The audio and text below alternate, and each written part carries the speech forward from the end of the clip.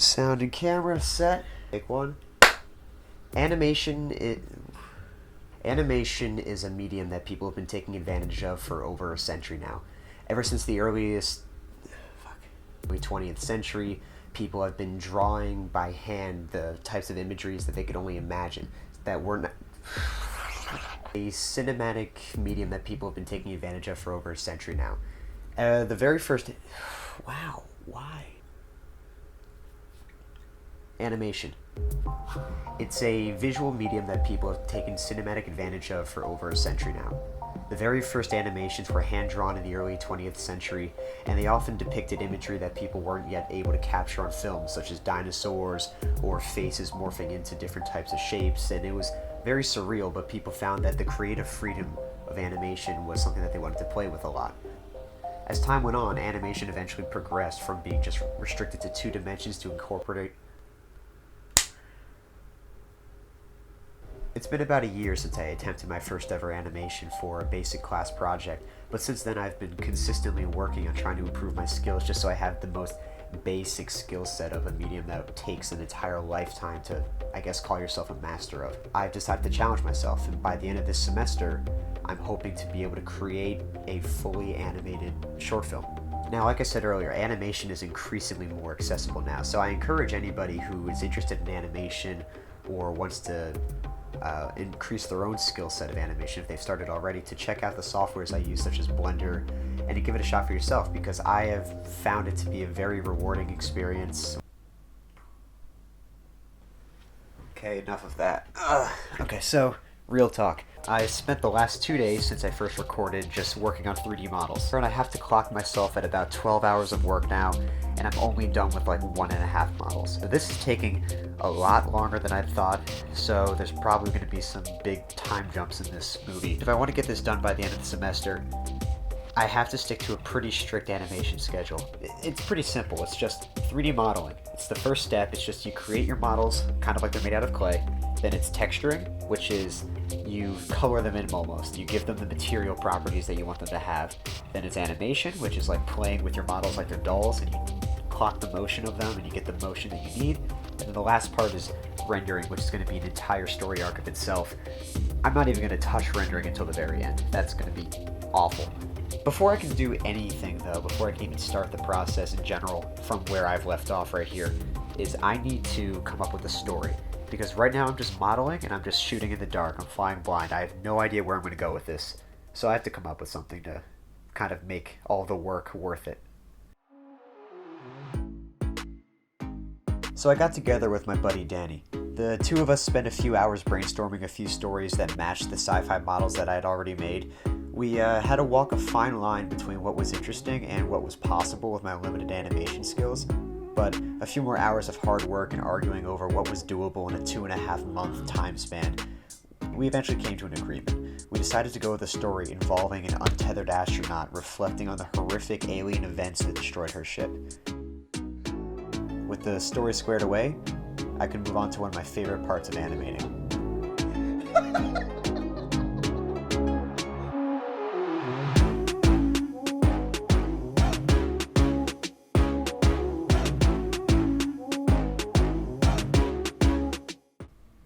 I'm so bored.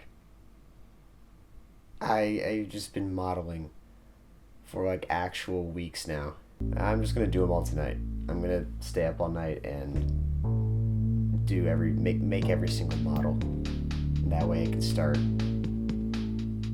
actually having fun with the project.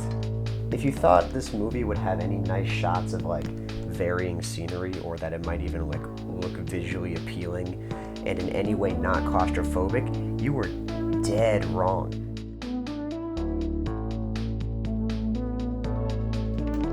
No, no, no.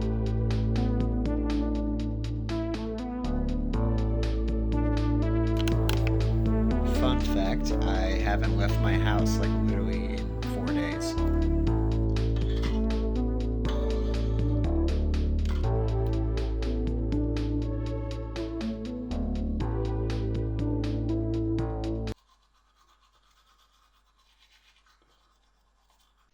I'm not even. I'm not doing. Well, this is recordings and they can hear my voice, I think. Yes. All right, Slate. Yeah, everything's set up and rolling right now. I'm just gonna continue where I was. I'm at a point now where I need to get water in space that looks like blood, so it's got to be like viscous and have surface tension and stuff. And an object has to go through it and has to interact. Problem is, it's just not doing it. Not for any reason. It's just saying it doesn't want to. So I'm gonna get to do the cool task of starting from scratch and deleting all my settings and starting over because the system deleted itself and I have to restart completely. Ouch, I just hit my leg on my desk.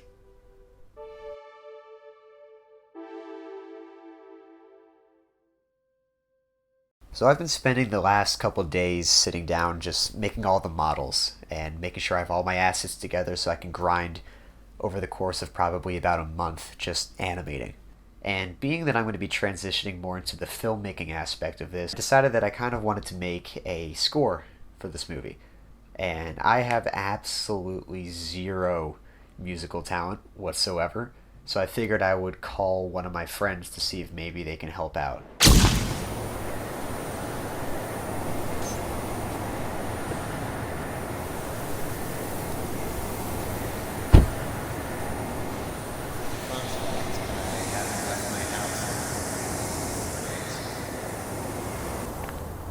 Ryan?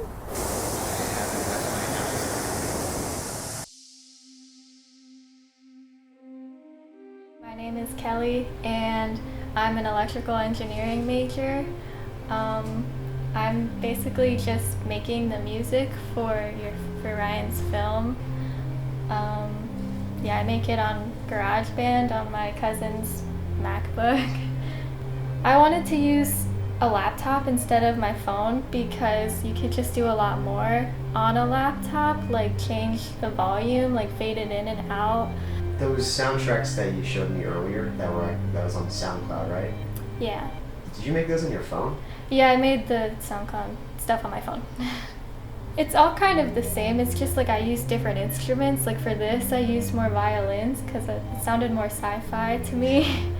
It's fun because like I can put my music to an actual picture, but it makes my music sound better, I think, because you can like watch it. I really like doing this. It's like a new experience for me, and I definitely want to do this more. Like this has been so much fun, and I'm like expanding my territory and making music. So I appreciate that you asked me to do this. Thank you so much for having me. No problem.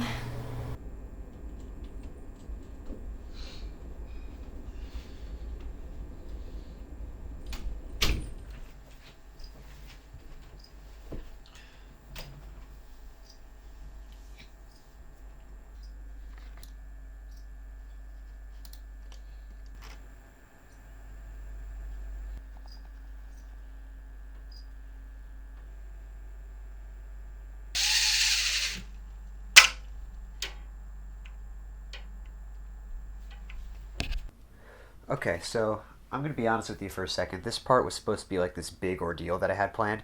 This shot is one that I set up. It's pretty long, and it has just everything that I've been learning all combined into one shot. Physics simulations, animations, intricate lighting, and a lot of moving parts. But in all honesty, I just finished it in a few hours. It was pretty easy. I took it like a champ. I'm pretty happy with how it came out. So yeah, the animation went really well, which I assume means that the rest of the animations are probably going to go really well.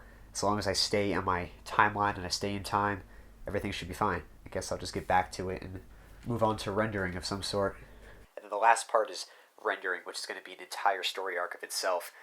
I'm not even going to touch rendering until the very end. That's going to be awful. So why am I worried about time? Why'd I even mention time? I've got plenty of weeks left until this is due, right? To explain that, I'm going to draw you a picture. This is something I'm particularly proud of because I came up with it myself.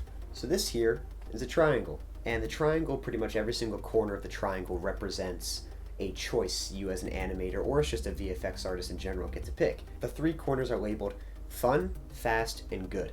Essentially, you get to pick two out of the three for every single shot that you make. Fun essentially means that you get to be passionate about the shot. It's a very interesting shot to you personally, and that you're excited about it, and you're going to be excited throughout the process. You're happy to do it. Good means that the shot is good. It means that it's going to look good. It's kind of going to be how you pictured it, sort of in the way of when I picture a shot for my animatic, I draw a literal work of art every single time. And the last one, which is possibly the most important, especially in my case, fast. Rendering is essentially the process of when your computer uses a bunch of math that I can't explain to process the image that you made in your 3D software, and it produces a frame. And this process usually can take, for a 5-second shot, anywhere between 3 to 12 hours. Think about it like this. Every frame takes approximately 1 to 4 minutes for my computer to render. And that's not that bad when you think about it as an imaginary image that my computer is going to figure out how it looks based on math alone. So 1 to 4 minutes, assuming the worst, we'll just say 4 minutes. Now my movie's moving at 24 frames a second, which means every single second is going to take approximately 96 minutes to render. So we'll just call that an hour and a half. So 1 second equals 96 minutes. For 5 seconds, that's 120 frames. That'll be about 7.5 hours worth of rendering time. My movie is 5 minutes long. For 5 minutes, that is 7,200 frames, which means I'm going to spend 28,800 minutes rendering, which is 480 hours, aka 20 days worth of time just to render. And that's not including time that I need to spend on my computer doing other schoolwork or animating the shots themselves. I have to somehow find a total of 20 days worth of time for my computer to be rendering. So why am I worried about time? So it's the end of November and I don't have 20 days worth of time in order to render this out before it's due. The solution I came up with is just to start rendering back in October. When I first came up with the story with Danny, the two of us realized that the amount of time it would take to render is going to be astronomical compared to the amount of time I have just to make the project in general. And that brings me to a point now where I've been spending the last 2 months rendering out at least 1 shot a day as I've been completing them. So every day I got at least 1 done. And that leads me to this. Months of modeling, texturing, animating, rendering, sugar highs, all-nighters, crashes, physics simulations. Hell, I even found a bunch of voice actors I could torture to help out with the animation. Just to make it worse. Just to make sure I could capture the worst moments and put it in the documentary. Alright, let's go. Okay.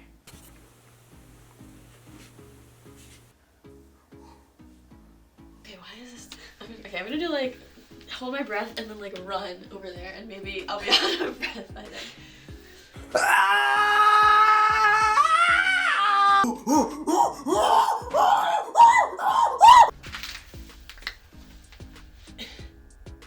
Okay, I'm leaving that out.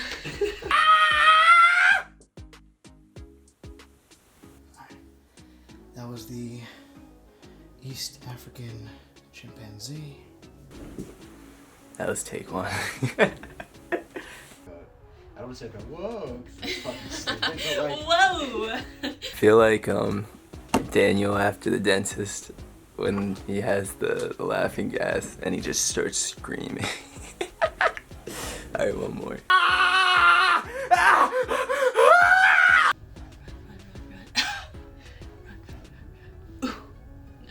Silverback gorilla. and at the end of it all, it brought me to a point that I've only dreamed of since I started this project. And that's the completion of the final frame of my animation.